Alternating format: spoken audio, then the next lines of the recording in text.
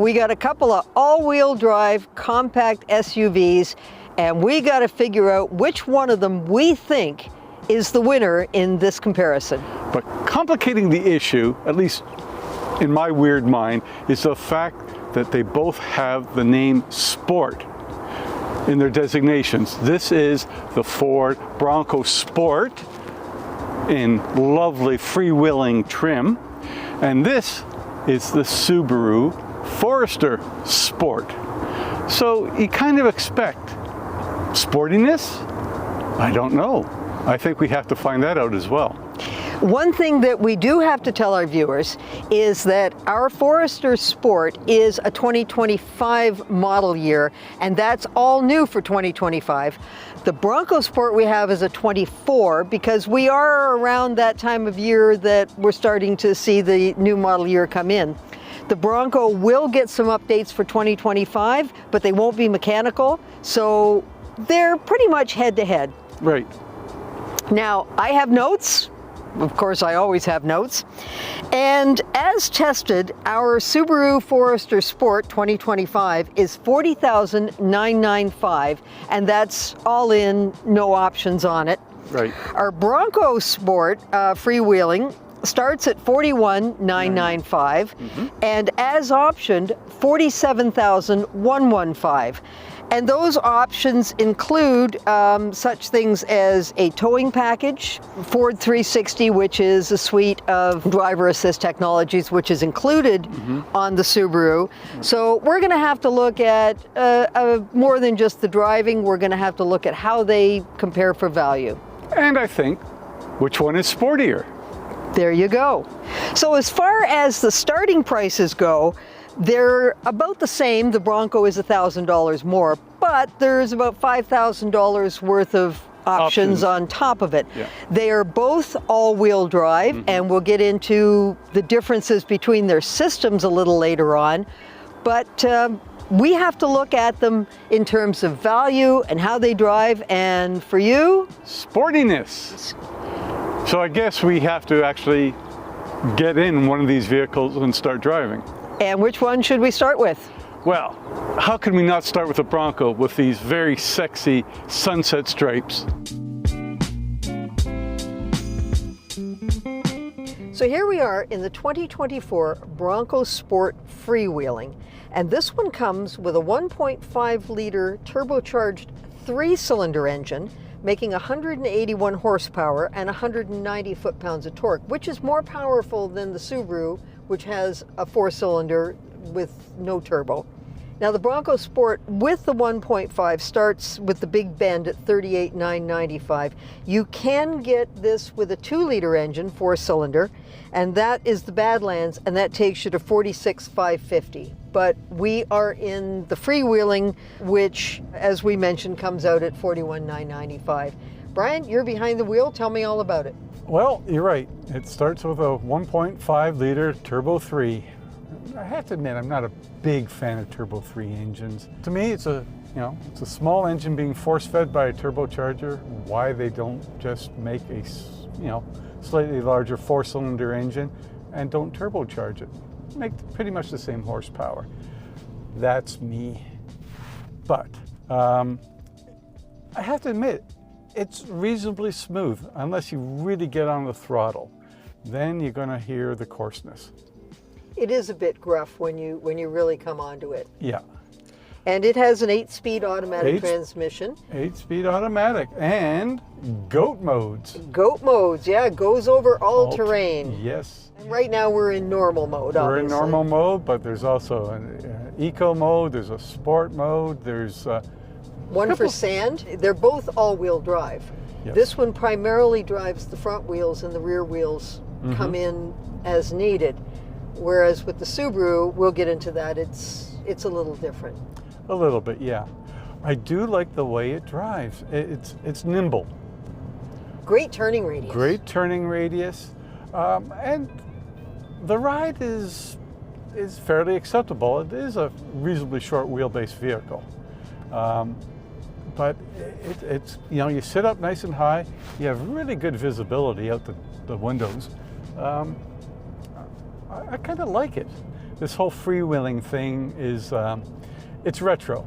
I mean, if you go back to, what is it, the late 70s, I think Ford had these stripes on everything from the F-150 to the Econoline. I think even the Pinto. The Pinto had them, but they were smaller. They were smaller stripes. That's the whole thing with this. The stripes are too big for the size of the vehicle. And I think too that if you lost the red wheels, less is more. Yeah, I agree. You know, I think back, you know, late 70s, I'd be in my early 20s. I'd probably be all over that.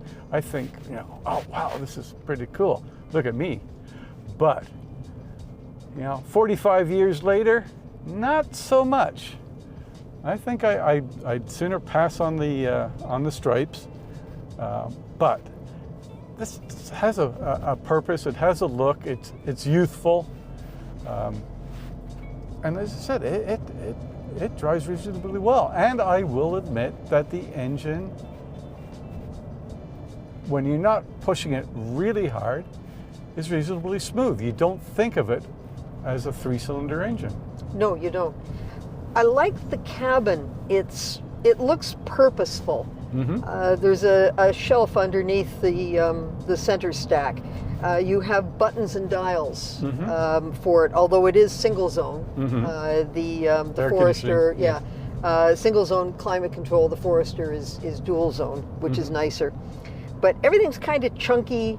The only thing I don't like is the gear shift dial, and not because I don't like dials, because I do.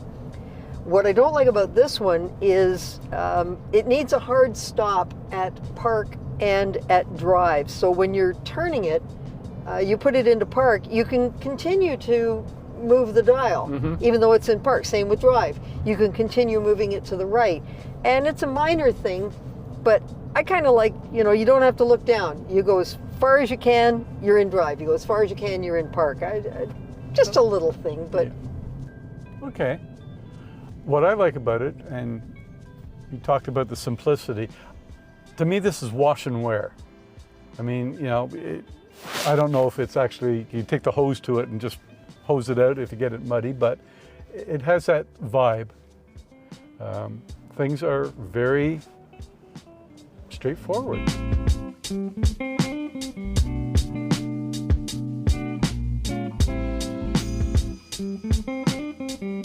This is a 2024 model. The 2025 version is going to get a much bigger touchscreen. Yeah, and that's, people like that, but it can be distracting. Yeah, and it will go from Sync 3 to Sync 4. Which is the operating system. Right. Other than that, I think the Sasquatch package, which is a further off-road package, will be available on some trims.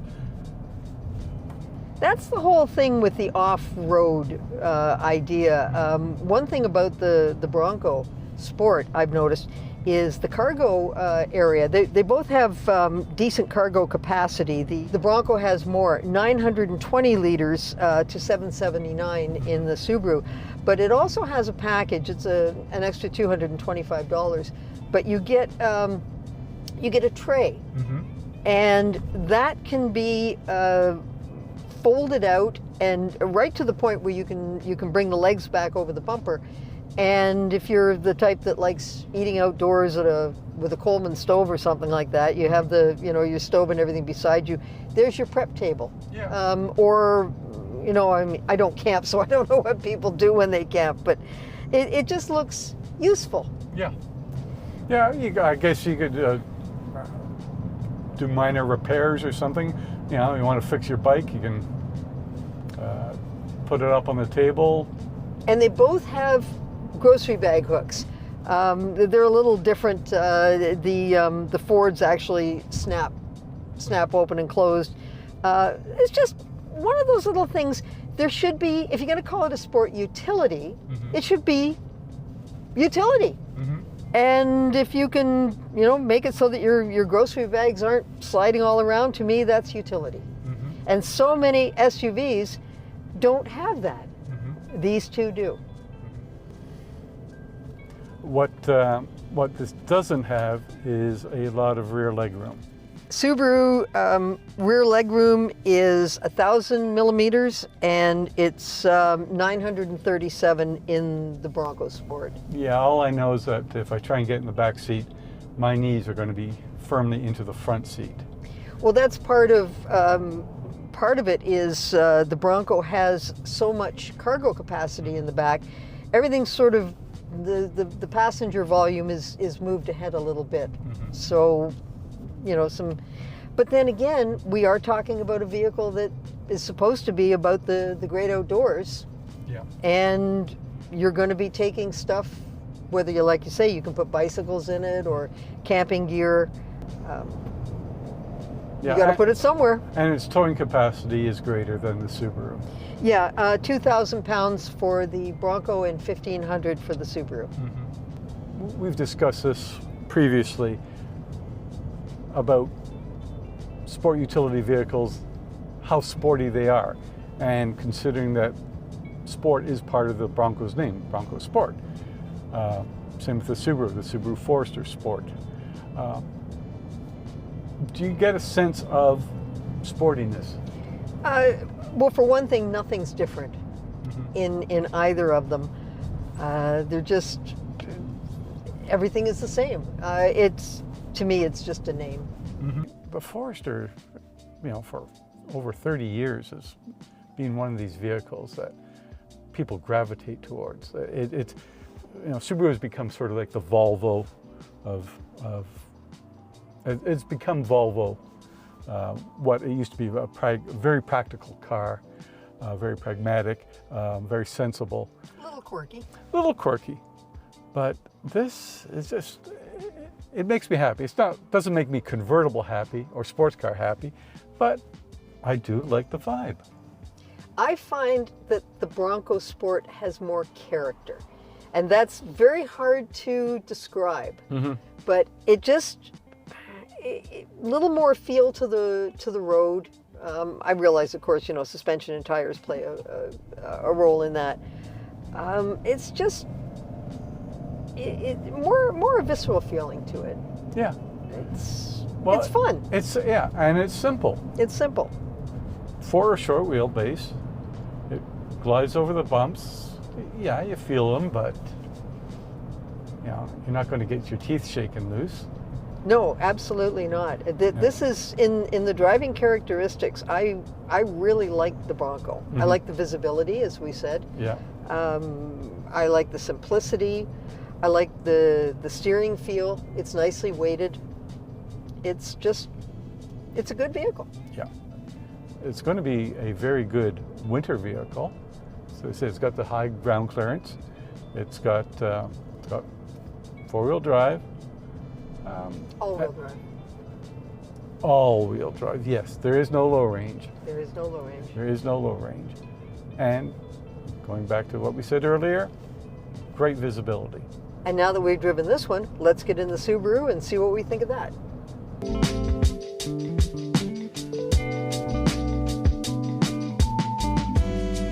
So here we are in the 2025 Subaru Forester, and we're about the middle range the for sport trim. Yep. So there's 5 trim levels, starting at $33,495 for the convenience, moving up to the touring, our sport, $40,995. There's the limited, and things top out at the premier, $44,995. So the price range is fairly close. Yeah, the starting price, absolutely.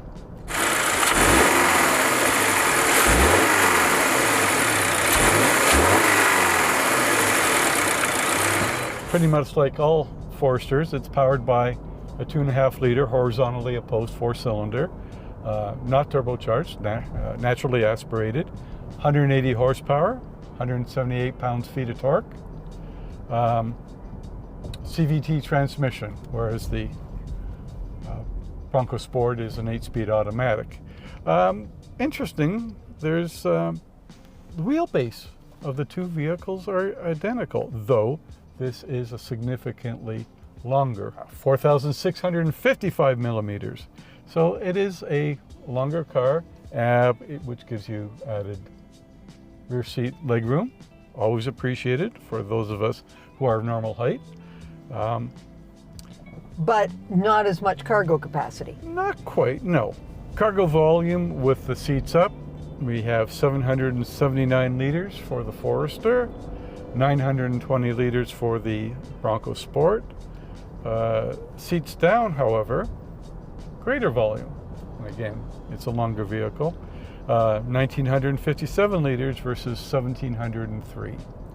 Now, not having a turbo, I'm not feeling any issue with that. The engine is larger.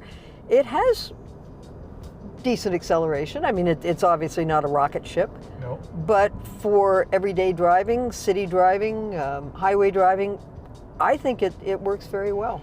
It's a quieter engine as well. It is quieter. It is a smoother engine. Yeah. And of course, as with the Bronco, it has all-wheel drive, and that's standard.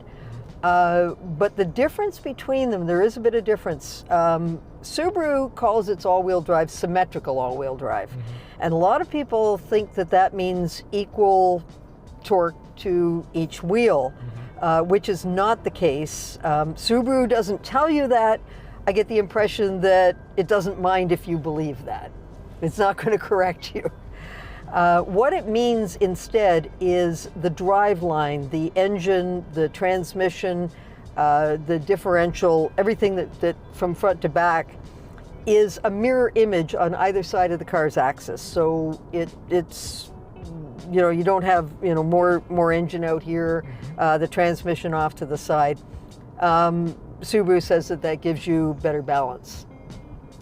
In terms of how much power goes to the wheels, with the CVT, it's 60% to the front wheels and 40% to the rear wheels.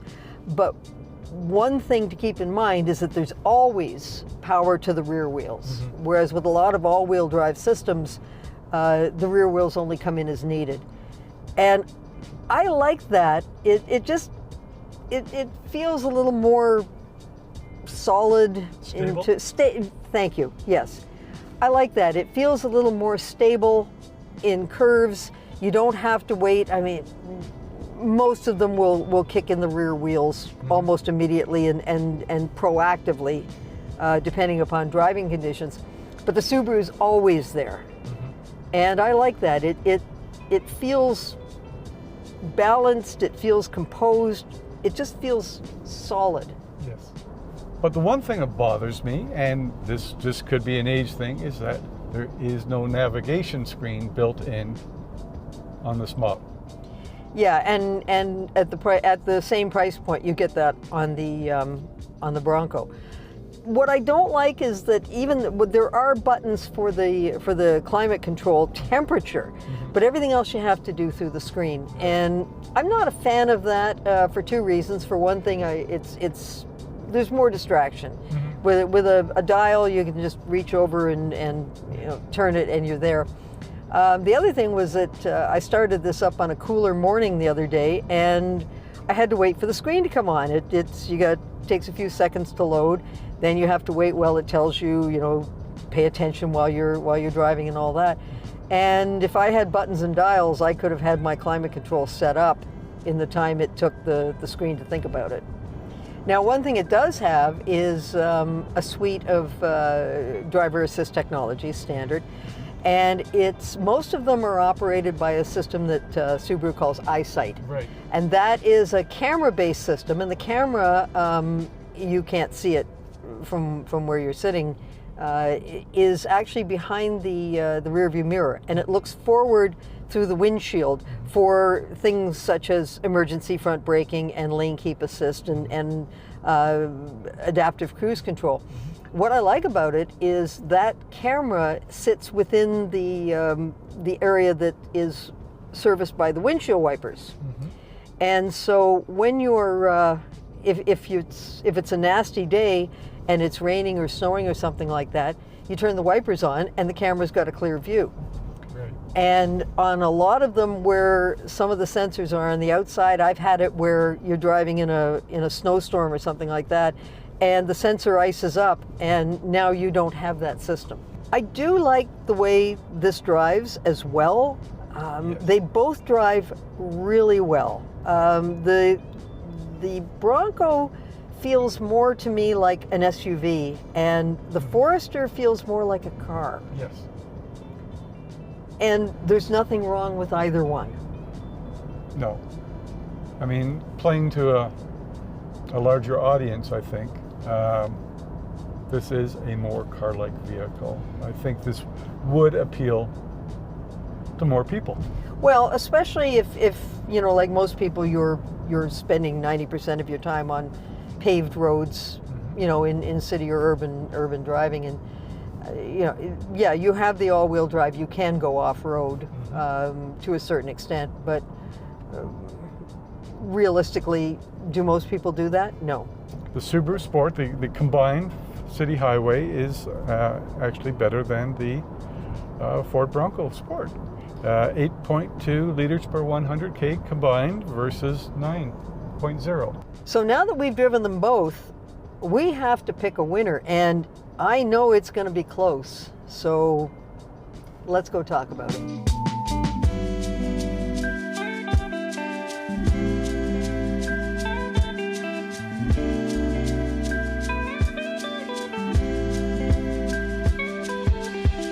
So we've driven them both. Yeah. And come to a conclusion that is More or less in sync. more or less. More or less. Well, I mean, we both agree that in terms of the price and what you get, the Subaru is a better value. And it is a better on-road driving vehicle, all-round driving vehicle. Right, because of the way its all-wheel drive system works, and just It's more comfortable. it is more comfortable. It's roomier. I do prefer the controls in the Bronco as Absolutely. opposed to tapping the glass in the Subaru. I think that the Bronco is better for cargo, especially if you're, unlike me, one of those people who camps. I mean, I'm just going to see how it takes the luggage to my hotel room. But if you are an outdoors person, You can get two bicycles in the back of a Bronco. true enough. I'm making a case for the Bronco. It just gives off a more youthful vibe. You know, I could see this in my driveway. I will say that you and I could both use a younger vibe. Yes, absolutely. And I just like the way this feels. I like the way it drives too, especially in the city. It's very nimble. But it's dollar for dollar, you and I are in agreement, and it goes to the Subaru Forester. And I agree with you. I really like the Bronco Sport. I absolutely do. I liked it from the very first time I drove one. Initially, I said, "Oh, it's not a real Bronco," because it, you know, Ford came out with the off-roadish one.